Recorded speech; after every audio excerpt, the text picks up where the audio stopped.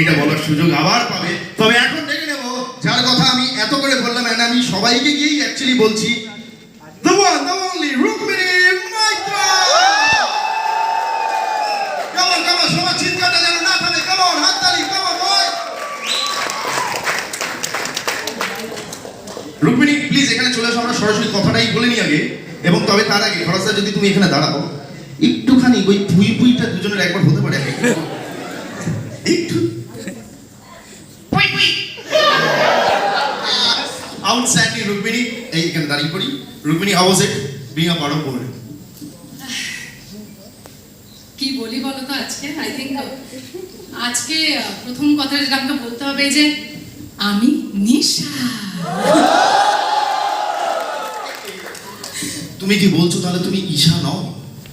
সেইটার জন্য 7 জুনে গিয়ে বুঝতে হবে যে আমি ঈশা না নিশা না রুক্মিণী। এই পুরো গন্ডগোলটা আপনাদের সবাইকে 7th of জুনে গিয়ে দেখতে হবে বুমারাং হলে। যাবেন তো সবাই? আচ্ছা, প্রথমে প্রচুর কথা হলো, আমরা জানি। এবার বলো ট্রেলার কেমন লাগলো সবার?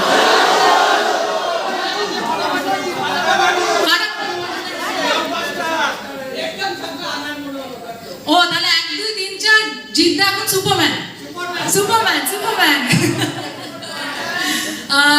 But thank you so much. প্রথমত আমি একদমই তাই। অ্যান্ড আমাকে এটা বলতেই হবে, যেহেতু এই প্রথমবারের কথা হচ্ছে, এইরকম একটা সাহসী পদক্ষেপ অফকোর্স সৌভিকের ব্রেন চাইল্ড বুমারাং সেটা আছে। এবং যে কোনো প্রোডাকশন হাউসের আমার মনে হয় এরকম একটা প্রজেক্টকে গ্রিন লাইট করা, সেটাকে বলা যে হ্যাঁ আমরা এটা করবো। And most definitely it is a very risky venture, because সাধারণত কাউকে রোবট যদি বলি, এগুলো প্রচণ্ড ভাবে হলিউডের দিকে বেশি মানে চলে, আমরা বেশিরভাগ দেখেছি। তো বাংলা ছবিতে এরম ভাবে প্রথমবার এবং এরম একটা ক্যানভাসে আমার এখনো মনে আছে, আমি যতবার সেটে ঢুকেছি আমি এক একটা রোজ নতুন করে সেট দেখতাম এবং বিশাল বড় বড় সেট দেখতাম। যখন বাইকের কথা শুনি, এই তোমরা কে বলছো গো জিদ্দা খুব গ্রাউন্ডেড মাটির মানুষ, তোমরা সবাই এগুলো কি বলছো? মানুষটা তো সারাক্ষণ উড়ছে, কি হচ্ছে বলছে যে আমি উড়বো, এমন উড়বো সুপার বাইকে করে উড়বো, কেউ আমাকে ছুতেই পারবে না, এত ওপরে উঠছে। আর সেটাই থাকুন। Please please Jeet sir, you must always keep flying very very very high. Please the boss. But অবশ্যই everybody, Souvik, Gopal sir, Ahmed, Jeet sir, everybody thank you so much. বুমারাংয়ের মতো ছবি শুধু আমাকেই না, দর্শককে দেওয়ার জন্য। এভরিবডি যারা এই মুহূর্তে এখানে দাঁড়িয়ে আছে, আমি এদের সবার সামনে প্রচণ্ড একজন ছোট একজন শিল্পী, এখানে অনেক বড় বড় ব্যক্তিরা দাঁড়িয়ে আছে, আমার ওদেরকে কমপ্লিমেন্ট দেওয়াটাও মনে হচ্ছে যে খুব ছোট ব্যাপার। আপনারা সবাই জানেন এরা কারা। আমার কাছে এই অপরচুনিটিটা খুব বড়। এবং এটাই চাইছি যে সবাই ছবিটাকে ভালোবাসুন। আর অফকোর্স আমি জানতে চাইছি, সবাই এটাই জানতে চাইছে যে জিৎ স্যারের সাথে আমার অভিজ্ঞতা খুব খারাপ, খুব খারাপ। সারাক্ষণ বলতো এটা খাও, সারাক্ষণ বলতো না না ঠিক আছে কাজ কর, না না ঠিক আছে। এমন একজন আমি বলছি আপনাদের প্রিয় সুপারস্টার কি করে জানেন? ও একটা বলছে না না ঠিক আছে শর্ট পড়া আগে গল্প করি চলো, এইটা হচ্ছিল উনি। সো ওনার কি কি কি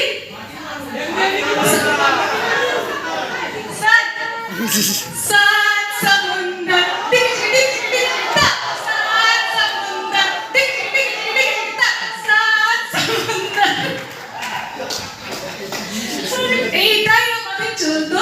বাট সত্যি জি স্যার, আপনার তোমার আন্ডারে অফকোর্স আমি অ্যাজ তোমার প্রোডাকশনের আন্ডারে আমি কাজ করেছি আগে সুইজারল্যান্ডে সৌভিকের সঙ্গে। বাট তোমার সঙ্গে কাজ করে আমরা সবসময় বলতাম যে তোমাকে শুধু আমি প্রডিউসার হিসাবেই দেখি, এখন অভিনেতা হিসাবেও দেখলাম। কিন্তু আমার মনে হয় আমার কাছে সব থেকে বড় জায়গা যদি জিৎ মাদনানির হয়, সেটা হলো বন্ধুর জায়গা। আর সেটা আমি সারা জীবন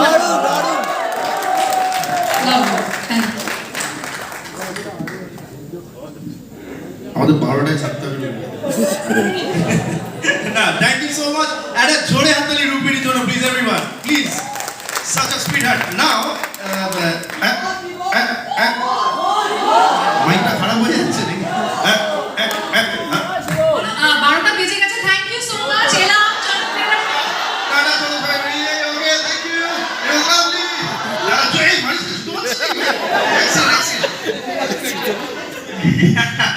সরি।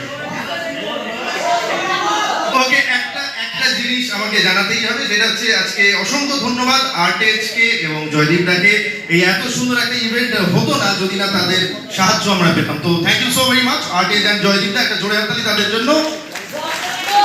এবং অবভিয়াসলি আর একটা হাততালি নিজেদের জন্য, কারণ এই আমাদের ইভেন্টে যোগদান করার জন্য, এই প্রমোশনাল ইভেন্টে এবং আজকে এখানে দাঁড়িয়ে থাকার জন্য, এই মানুষটার পাশে সুপারস্টার বানানোর পেছনে কিন্তু তোমাদেরই হাত। সেই জন্য নিজেদের জন্য একটা জোরে হাততালি দাও। Right, okay, now moving on.